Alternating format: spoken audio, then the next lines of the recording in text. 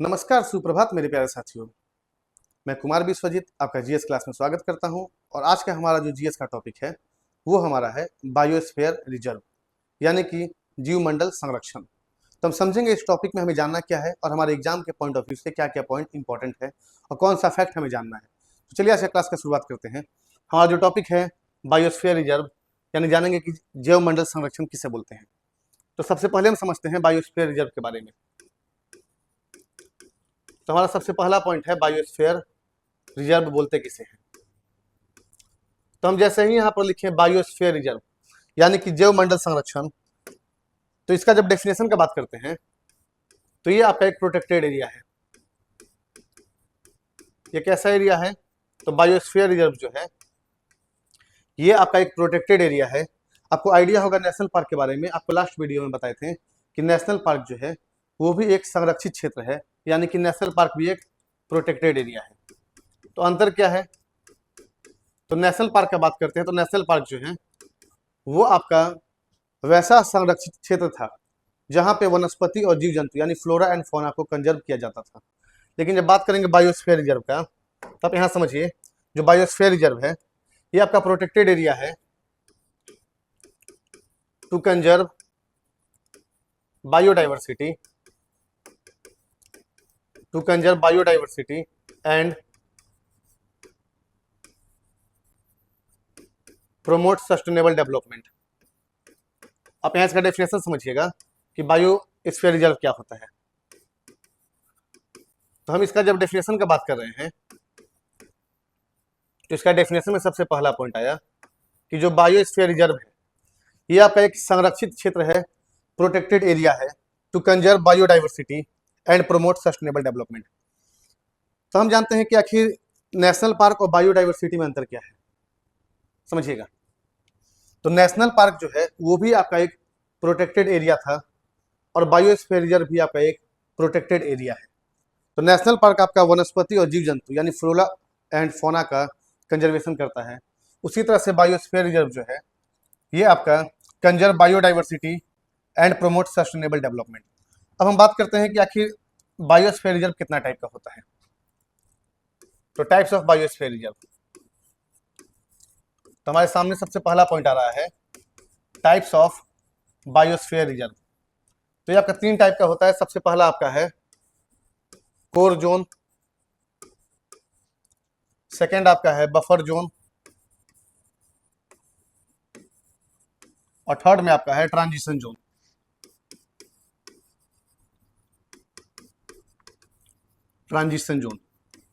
अगर हम बात करते हैं बायोस्फीयर रिजर्व का, तो सबसे पहला हम पॉइंट समझे कि जो biosphere reserve is a protected area, यानी कि जैव मंडल संरक्षण जो है एक संरक्षित क्षेत्र है जो कि आपका बायोडाइवर्सिटी को कंजर्व करता है और सस्टेनेबल डेवलपमेंट को प्रमोट करता है।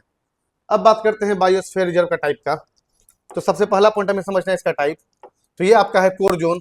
कोर जोन वैसा एरिया होता है जहां पे किसी भी पर्सन को जाने का अनुमति नहीं होता। ये आपका कोर जोन जो है या कोई भी पर्सन किसी भी पर्पज से नहीं जा सकता है।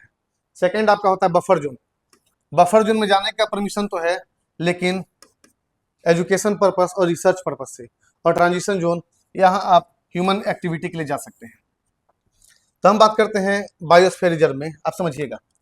तो सबसे पहला पॉइंट आया कि आखिर बायोस्फीयर रिजर्व होता क्या है, डेफिनेशन। तो यहाँ हम समझे बायोस्फीयर रिजर्व के बारे में। तो अब biosphere reserve is a protected area.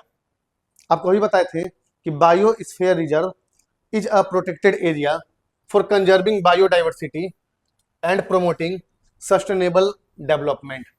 आप यहाँ पॉइंट समझिए। आपको पॉइंट क्या बताएं कि बायोडाइवर्सिटी को कंजर्व करना और सस्टेनेबल डेवलपमेंट को प्रमोट करना, ये काम है किसका? बायोस्फीयर रिजर्व का। तो हम सबसे पहला पॉइंट समझें कि जो जैव मंडल संरक्षण है,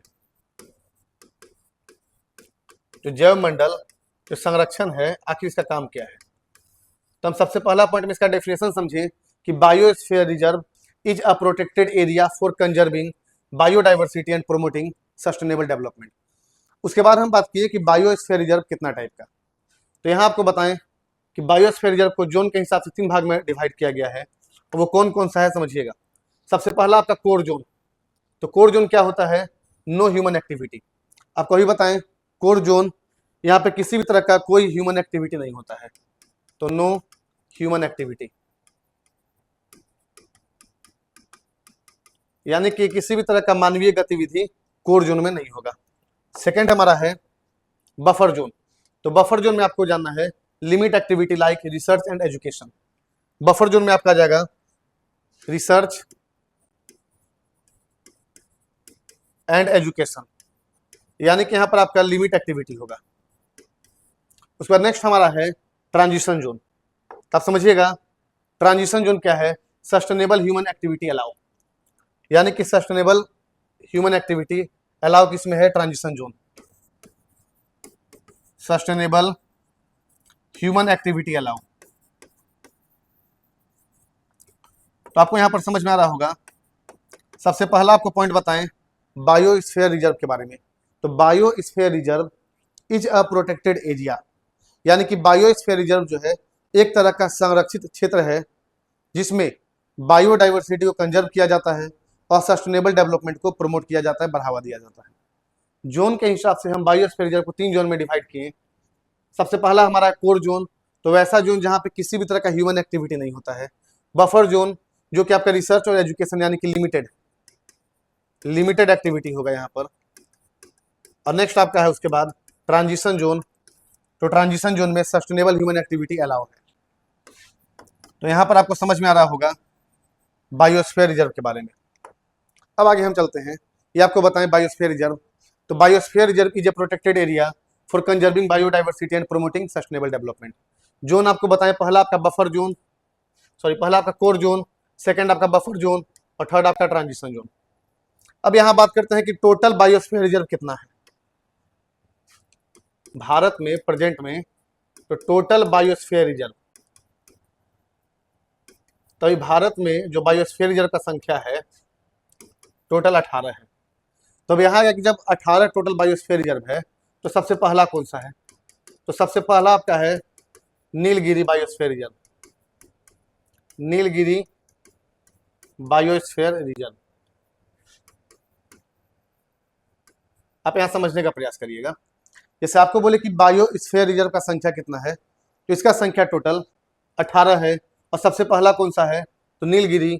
इसको कब बायोस्फीयर रिजर्व घोषित किया गया, 1986 में। तो आपको यहाँ पॉइंट क्या बता रहे हैं, पहला बायोस्फीयर रिजर्व नीलगिरी कब घोषित किया गया, 1986। नेक्स्ट हम आगे समझते हैं। अब यहाँ पर आपको ये बताएं कि पहला बायोस्फीयर रिजर्व नीलगिरी 1986। तो अगला हमारा पॉइंट होगा कि आखिर किसी भी एरिया को बायोस्फीयर रिजर्व कैसे घोषित किया जाता है, किस एक्ट में या किस अधिनियम से घोषित किया जाता है। जैसे आपको आइडिया होगा, आपको लास्ट वीडियो में बताया था नेशनल पार्क के बारे में कि नेशनल पार्क को वाइल्ड लाइफ प्रोटेक्शन एक्ट 1972 के द्वारा नेशनल पार्क घोषित किया जाता है। उसी तरह से जो बायोस्फीयर रिजर्व है, तो UNESCO man and the biosphere programme 1971। आप इस प्रोग्राम का नाम याद रखिएगा, man and the biosphere programme 1971, यानी कि यूनेस्को का man and the biosphere programme 1971। इसी के तहत, इसी के द्वारा किसी भी एरिया को बायोस्फीयर रिजर्व घोषित किया जाता है। तो आपको यहाँ सबसे पहला पॉइंट क्या बताएं कि बायोस्फीयर रिजर्व होता क्या है। तो आपको डेफिनेशन बताएं कि biosphere reserve is a protected area. Biosphere reserve is a protected area for conserving biodiversity and promoting sustainable development. इसके बाद आपको बताएं जो बायोस्फीयर रिजर्व है इसका क्लासिफिकेशन। तो जोन के हिसाब से बायोस्फीयर रिजर्व को 3 पार्ट में डिवाइड किया गया। सबसे पहला हमारा है कोर जोन, बफर जोन और ट्रांजिशन जोन, इसके बारे में जान लिए हैं। नेक्स्ट पॉइंट हमारा आता है कि टोटल बायोस्फीयर रिजर्व इंडिया में कितना है। तो ये प्रेजेंट में 18 बायोस्फीयर रिजर्व है और आपको ये 18 का नाम याद रखना है कि कहाँ पर है। इसके बाद हमारा कि सबसे पहला बायोस्फीयर रिजर्व, तो first biosphere reserve in India Nilgiri 1986। इसके बाद आपको पॉइंट बताएं कि बायोस्फीयर रिजर्व लॉन्च किस प्रोग्राम के द्वारा किया जाता है। तो UNESCO man and the biosphere programme 1971 के द्वारा किसी भी एरिया को बायोस्फीयर रिजर्व घोषित किया जाता है। यहां तक क्लियर है। अब हम आगे समझते हैं। यहां देखिएगा, आपको पता है जो नीलगिरी है ये फर्स्ट बायोस्फीयर रिजर्व। तो आपसे क्वेश्चन बनता है कि भारत का सबसे पहला बायोस्फीयर रिजर्व कौन सा, तो नीलगिरी। नेक्स्ट आप समझिएगा पन्ना, जो कि मध्य प्रदेश में है। अभी हम सारा रिजर्व को देखेंगे कि कौन सा रिजर्व कहाँ पर है। तो पन्ना जो है latest UNESCO recognised biosphere reserve, यानी कि देखिए यहाँ पर आपको बताएं कि जो बायोस्फीयर रिजर्व, जो आपका बायोस्फीयर रिजर्व है, इसी बायोस्फीयर रिजर्व में से कुछ को यूनेस्को में शामिल किया गया है। तो यहाँ पर आपको वही पॉइंट बोल रहा है कि यूनेस्को में जो लेटेस्ट में सबसे हाल फिलहाल में जो शामिल किया गया है 2020 में, किसको शामिल किया गया है, तो पन्ना को शामिल किया गया है। पन्ना कहाँ का है, मध्य प्रदेश। तो वही आपको पॉइंट बोल रहा है कि नीलगिरी सबसे पहला बायोस्फीयर रिजर्व, पन्ना जो है latest UNESCO recognised biosphere reserve. Sundarban West Bengal, जो सुंदरवन है लार्जेस्ट मैनग्रोव फॉरेस्ट। आपको जितना पॉइंट बता रहे हैं सारा पॉइंट याद रखना है कि पहला बायोस्फीयर रिजर्व नीलगिरी, पन्ना जो है लेटेस्ट यूनेस्को है, Sundarban largest mangrove forest, Kanchenjunga Sikkim, जो कंचनजंगा है Himalayan biosphere reserve in Sikkim, ये भी पॉइंट याद रखिएगा। कोल्ड डेजर्ट, तो कोल्ड डेजर्ट जो है only biosphere reserve in trans Himalaya. यानी आपको कुछ 4-5 पॉइंट यहाँ पर बताए हैं। सबसे पहला बायोस्फीयर रिजर्व नीलगिरी तमिलनाडु।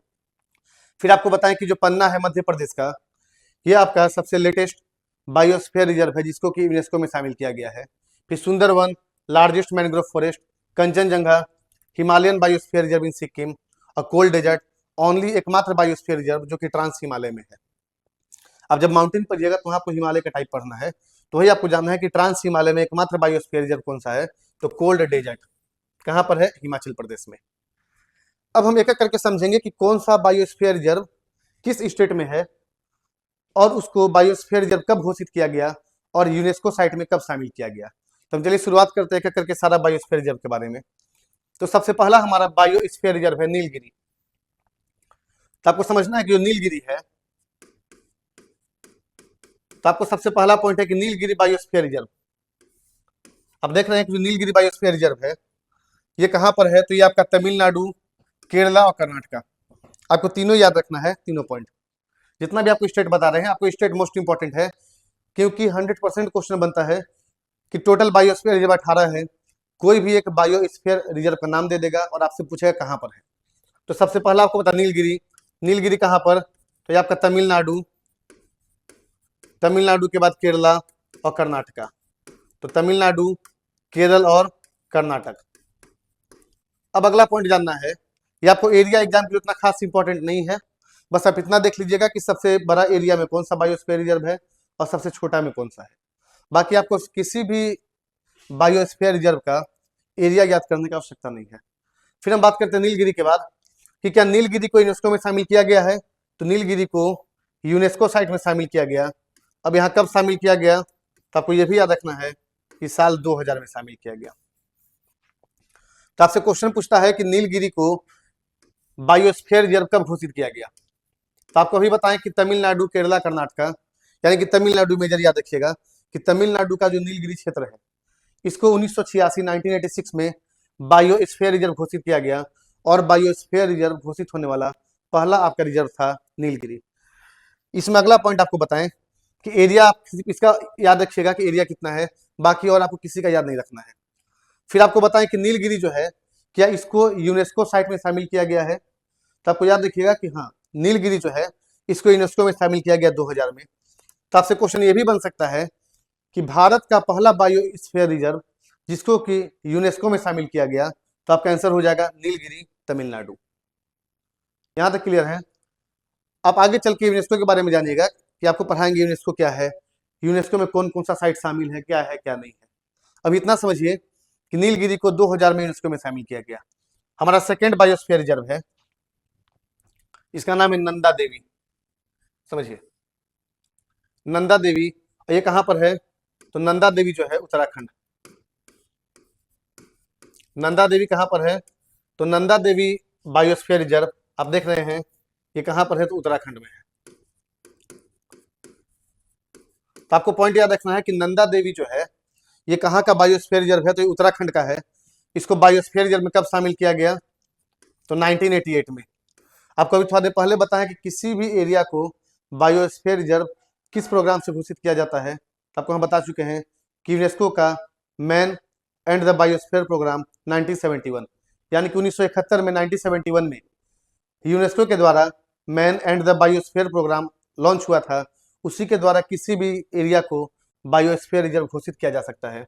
उस तरह से भारत में हमारा टोटल 18 बायोस्फीयर रिजर्व है, जिसमें सबसे पहला आपका था नीलगिरी, फिर आगे देख रहे हैं नंदा देवी। तो नंदा देवी कहाँ पर? उत्तराखंड में। अब इसका एरिया देख लीजिएगा 5860 किलोमीटर स्क्वायर।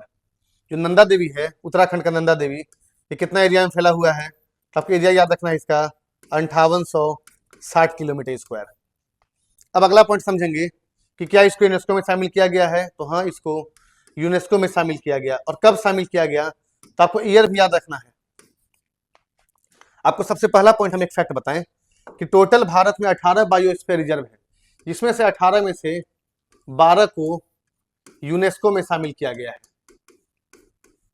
आपको पॉइंट क्या बता रहे हैं कि 18 बायोस्फीयर रिजर्व में से 12 को यूनेस्को में शामिल किया गया है। तो आपको ईयर भी याद रखना है कि यूनेस्को में कब शामिल किया गया। तो नंदा देवी को 2004 में यूनेस्को में शामिल किया गया।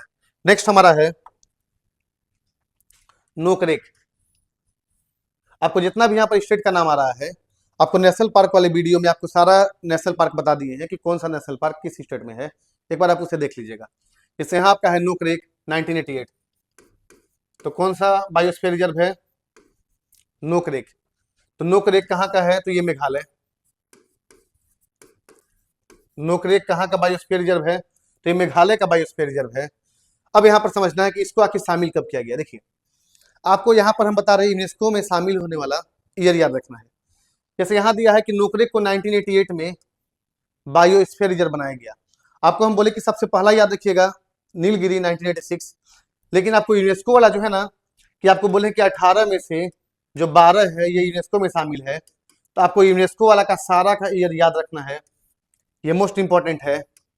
और ये 100% आपसे क्वेश्चन पूछता है कि किसी भी साइट को यूनेस्को में कब शामिल किया गया था। तो आपको 12 तो यही पर हो जाएगा कि आपको 12 बता रहे हैं। तो नोकरेक जो है, नोकरेक आपका मेघालय का है। और मेघालय का कैपिटल कहाँ है? तो आपको मेघालय का कैपिटल याद रखना है, इसका कैपिटल है शिलोंग। मेघालय का शिलोंग। और मेघालय का बायोस्फीयर रिजर्व कौन सा है? नोकरेक। और क्या इसको यूनेस्को में शामिल किया गया? सबसे पहले इसको 1988 में, यानी कि 1988 में बायोस्फीयर रिजर्व बनाया गया था। और इसको शामिल कब किया गया यूनेस्को में? तो आपको ईयर याद रखना है 2009 में नोकरेक को यूनेस्को में शामिल किया गया। इसके बाद हमारा नेक्स्ट बायोस्फीयर रिजर्व है ग्रेट निकोबार, जो कि अंडमान निकोबार का है। आपको याद होगा अंडमान निकोबार। अगर आपसे बोला जाए कि आप अंडमान निकोबार में जितना भी नेशनल पार्क था, आपको लास्ट वीडियो में बताए हैं, अंडमान निकोबार में जितना भी नेशनल पार्क था वो सारा नेशनल पार्क का नाम आप कमेंट बॉक्स करिए। आप जितना लिखिएगा आपको उतना याद होगा। आपको बता दें कि जीएस याद करने के लिए आपको पढ़ने के साथ साथ लिखना भी बहुत जरूरी है। जितना बार आप लिखिएगा उतना बार आपको याद होगा। तो आप कमेंट बॉक्स में अंडमान निकोबार का जितना भी आपको नेशनल पार्क का नाम बताए हैं, आप इसका नाम मेंशन करिएगा कि अंडमान निकोबार में कौन कौन सा नेशनल पार्क है। आपको टोटल यहाँ पर 9 नेशनल पार्क बताए हैं और 9 का नाम आप यहाँ मेंशन करिए। तो यहाँ आपको बता रहे ग्रेट निकोबार। तो आप यहाँ नाम से समझ रहे होंगे कि जो ग्रेट निकोबार, तो ग्रेट निकोबार यानी कि अंडमान निकोबार। तो ग्रेट निकोबार कहाँ का बायोस्फीयर रिजर्व है? तो अंडमान निकोबार का बायोस्फीयर रिजर्व है। इसको बायोस्फीयर रिजर्व कब बनाया गया? तो 1989 में। तो ये आपका अंडमान निकोबार का है, जिसका नाम है ग्रेट निकोबार। तो अंडमान निकोबार, तो यहीं से आपको नाम समझ में आ रहा है ग्रेट निकोबार। इसको शामिल कब किया गया? 1989 में।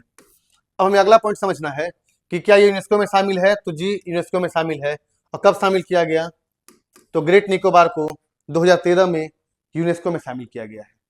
अगला पॉइंट हम समझेंगे कि अगला कौन सा रिजर्व है। नेक्स्ट हमारा है गल्फ ऑफ मन्नार, यानी मन्नार की खाड़ी। नेक्स्ट क्या है? गल्फ ऑफ मन्नार, यानी कि मन्नार की खाड़ी। तो गल्फ ऑफ मन्नार ये कहाँ का है? तो गल्फ ऑफ मन्नार भी तमिलनाडु का है।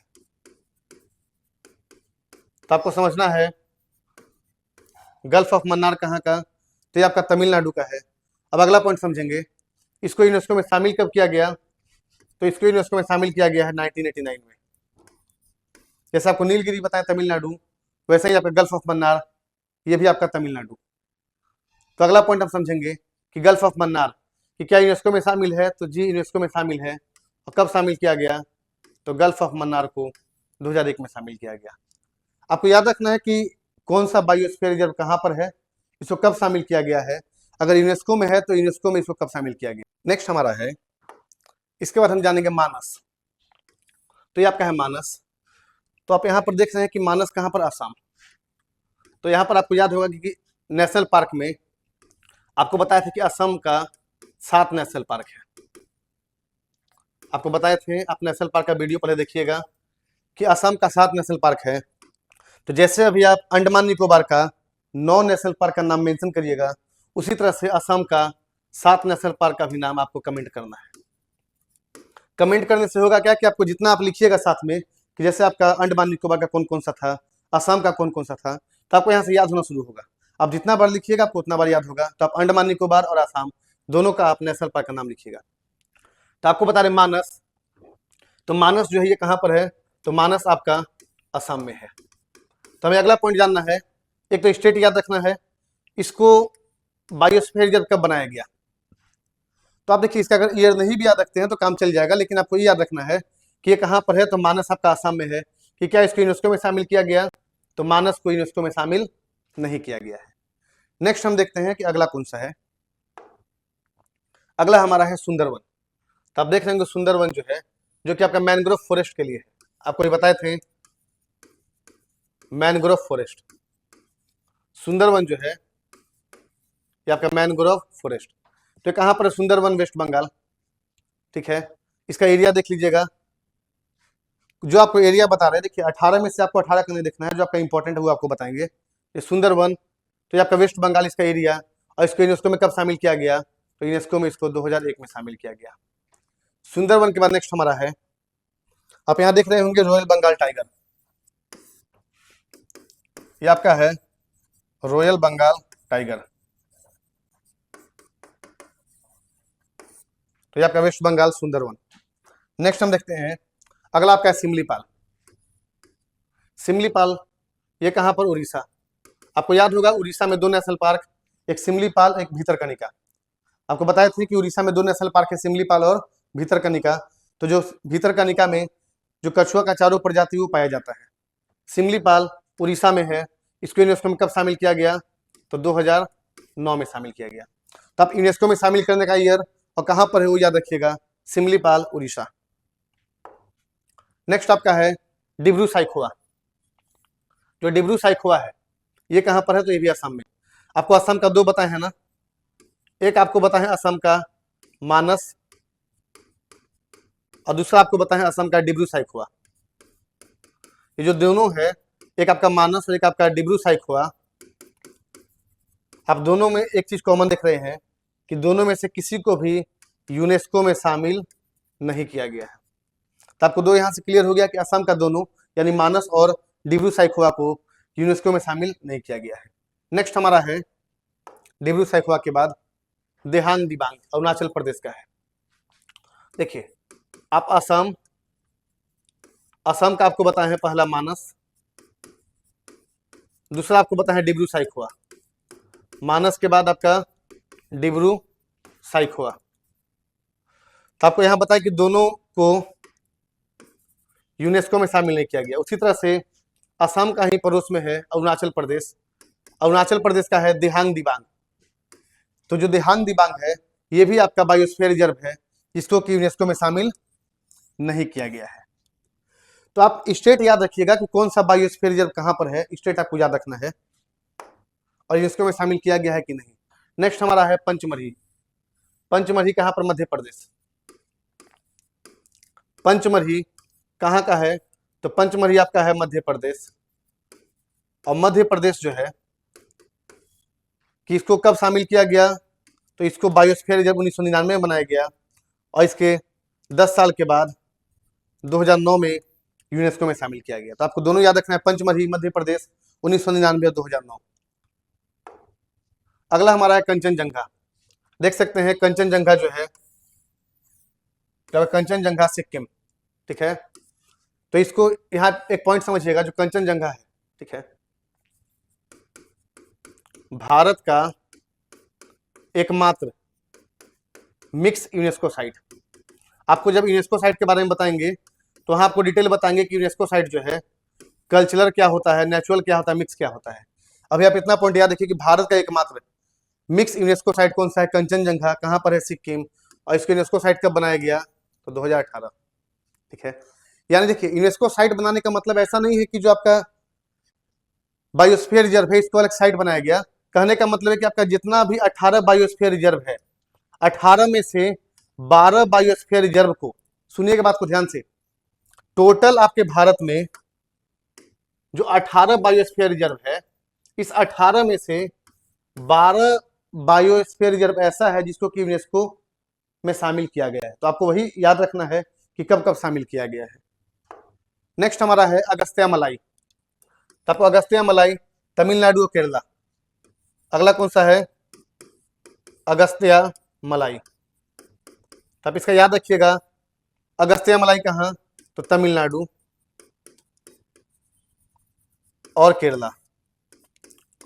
आपको स्टेट याद रखना है। आपसे एग्जाम में क्या करता है कि कोई भी एक बायोस्फीयर रिजर्व दे देगा और आपसे पूछेगा कौन सा स्टेट में है। तो अगस्त्य मलाई तमिलनाडु केरला, इसको यूनेस्को में कब शामिल किया गया, 2016 में। नेक्स्ट हमारा अगला है अचानकमर अमरकंटक। तो अचानकमार अमरकंटक जो है मध्य प्रदेश छत्तीसगढ़, यूनेस्को में 2012। तो आपको याद रखना है जैसे पंचमढ़ी मध्य प्रदेश, तो अचानकमार अमरकंटक 2005 में इसको बनाया गया था बायोस्फीयर रिजर्व और 2012 में यूनेस्को में शामिल किया गया। नेक्स्ट हमारा है कच्छ, रन ऑफ कच्छ, गुजरात। कच्छ का रन आपको याद होगा, कच्छ का रन कहां पर, गुजरात में, समझिएगा। तो जो कच्छ बायोस्फीयर रिजर्व है, यहाँ देखिए, जो कच्छ बायोस्फीयर रिजर्व है कहां पर है, गुजरात में। क्या इसको यूनेस्को में शामिल किया गया है, तो इसको यूनेस्को में शामिल नहीं किया गया है। तो जो नहीं किया गया उसमें कोई दिक्कत नहीं है, लेकिन जिसको शामिल किया गया है उसका आपको ईयर याद रखना है कि कब शामिल किया गया है। इसके बाद नेक्स्ट हमारा है कोल्ड डेजर्ट। तो कोल्ड डेजर्ट यहाँ समझिए, यानी इसको बोलेंगे ठंडा रेगिस्तान।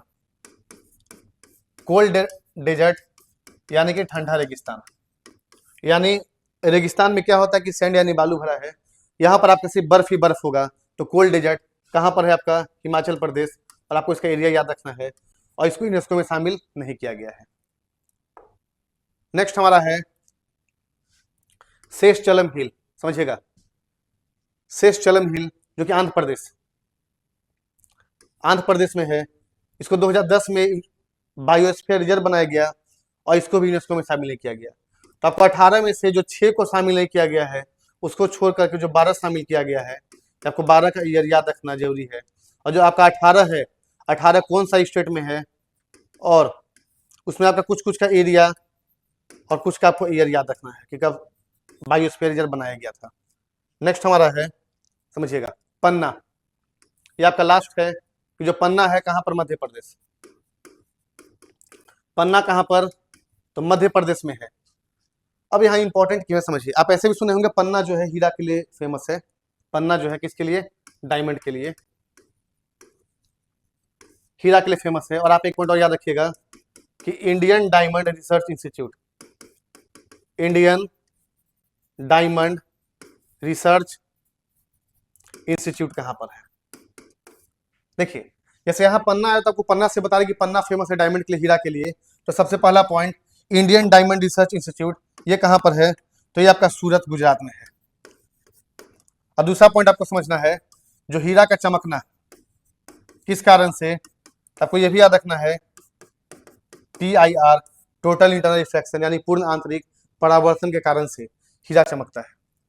यहाँ तक क्लियर है। तो आपको यहाँ बता रहे पन्ना, तो पन्ना को बायोस्फीयर रिजर्व कब बनाया गया, 2011 में। कहाँ पर है, मध्य प्रदेश। तो क्या इसको यूनेस्को में शामिल किया गया है, तभी आपको बताएं कि इसको यूनेस्को में सबसे नया है, लेटेस्ट है, जिसको कि 2020 में शामिल किया गया है। तो आपको यहाँ समझ में आ रहा होगा बायोस्फीयर रिजर्व के बारे में। तो आपको सबसे पहले ये बताएं कि बायोस्फीयर रिजर्व होता क्या है, फिर आपको उसके बारे में बताएं कि बायोस्फीयर रिजर्व का टाइप, जोन के हिसाब से 3 पार्ट है, टोटल कितना बायोस्फीयर रिजर्व है। उसके बाद आपको बताएं कौन कौन सा बायोस्फीयर रिजर्व कहाँ पर है, और बायोस्फीयर रिजर्व को यूनेस्को में शामिल किया गया। तो 18 में से जो 12 है इसको शामिल किया गया है। तो आपको 12 का ईयर याद रखना है, और कहाँ पर कौन सा रिजर्व है, आपको वो भी याद रखना है और कब शामिल किया गया ये भी याद रखिएगा।